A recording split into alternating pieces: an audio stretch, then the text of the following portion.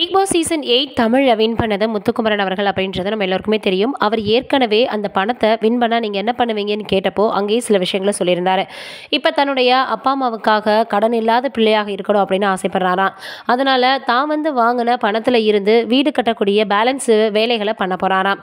அதோட இருக்கக்கூடிய கடன்கள் எல்லாத்தையும் அடைச்சிட்டு அவர் சொன்ன மாதிரியே அரசு பள்ளிகளில் நான் முத்துக்குமரன் அவர்களினுடைய புத்தகத்தை வாங்கி கொடுக்குற மாதிரியான ஐடியாவில் இருக்காராம். இப்போ அப்பா அம்மாவுக்காக இந்த ஒரு விஷயத்த வீடை நம்ம இன்னும் ஓரிரு மாதங்களில் வேலைகளை முடித்து அப்பா அம்மாவிடம் ஒப்படைச்சிடலாம் அப்படின்ற மாதிரியான ஐடியாவிலையும் இருக்கிறாராம். இவரை போல் பார்க்கவே முடியாது, தான் சம்பாதித்த பணத்திலே மற்றவர்களுக்காக செய்யணும்னு நினைக்கிறாரே அப்படின்னு பலருமே இவரை பாராட்டி வந்துட்டு இருந்தாங்க.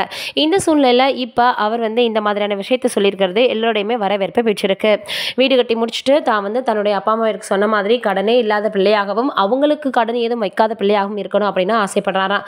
அதனால் தொடர்ந்து எல்லாருமே இன்னும் மென்மேலும் வளரணும் அப்படின்னு முத்துக்குமரன் அவர்களுக்கு வாழ்த்துக்களை தெரிவித்து வந்துட்டு இருக்காங்க. இது ஒரு புறம் இருக்க, கஞ்சா கருப்பு அவர்கள் மேல ரமேஷ் அப்படின்றவர் ஒரு புகார் கொடுத்திருந்தாரு. வீடை ரெண்டுக்கு எடுத்துட்டு 3 லட்சம் வரைக்கும் அவருக்கு கொடுக்காமலே இருந்திருக்கிறாராம் கஞ்சா கருப்பு. அதோட அவர் வீட்டை லாட்ஜ் மாதிரி யூஸ் பண்ணியிருக்காரு அப்படின்னு சொல்லி வந்துட்டு இருக்காங்க. இதற்கு எதிர்மாறாக என்ன பண்ணியிருக்காரு கஞ்சா கருப்புனா, வீட்டு உரிமையாளர் மீது ஒரு புகாரை கொடுத்திருக்காரு.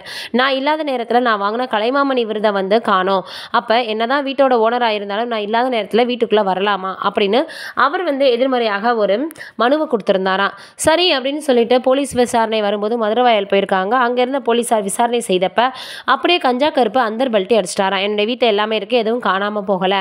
அதே போல நான் சீக்கிரமே இந்த ரெண்டை 3 லட்சத்தை கொடுத்துருவேன் அப்படின்ற மாதிரி உறுதியும் அளிச்சிருக்கிறாராம். என்னடா இது அப்படி பேசினவர் திடீர்னு இப்படி மாத்தி பேசியிருக்காரு அப்படின்னு அங்க இருந்த ரமேஷ் அவர்களுக்கு மிகப்பெரிய அளவில் குழப்பமாக இருந்திருக்கு. அதோட மட்டும் இல்லாம தான் வீடை காலி பண்ணி கொடுத்துறதாகவும் அவர் சொல்லியிருக்கிறாராம். அப்ப யார் மேல தப்பு இருக்கும் அப்படின்னு எல்லாருமே இதை பற்றி பேச ஆரம்பிச்சிட்டாங்க. நீங்க என்ன நினைக்கிறீங்கன்னு கமெண்ட்ல சொல்லுங்க.